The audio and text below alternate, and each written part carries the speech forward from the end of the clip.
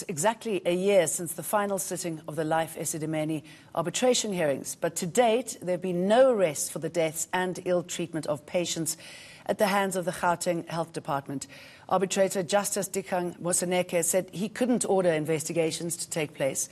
While families demand accountability, the National Prosecuting Authority says it's unable to provide an update. Zikhona Tsona filed this report.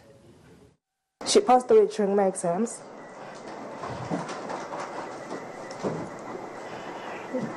I was on my way to write my paper when I got the call.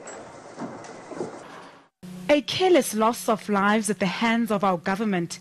144 psychiatric patients died after being moved from Life Esidimeni centers to unlicensed NGOs across Gauteng.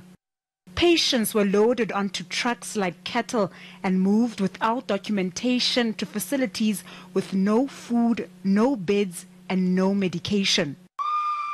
Postmortems revealed some patients had paper and plastics in their stomach that they had eaten out of desperation. There was also one rape reported.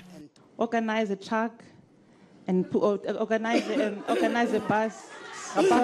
Those behind it all, former Gauteng Health MEC Esidimeni Mahlangu, Head of Department Dr. Bani Silabano, and Head of Mental Health Dr. Magabo Manamela, all broke their oaths of office to facilitate the moves.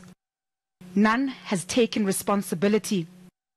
One thing families of both deceased and surviving patients want is justice.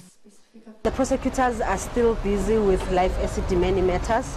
So for now, the NPA does not have anything to say or update the public with currently, as it's not within our culture to talk about matters that we are still busy with. We really wish to urge them to practice patience with the state.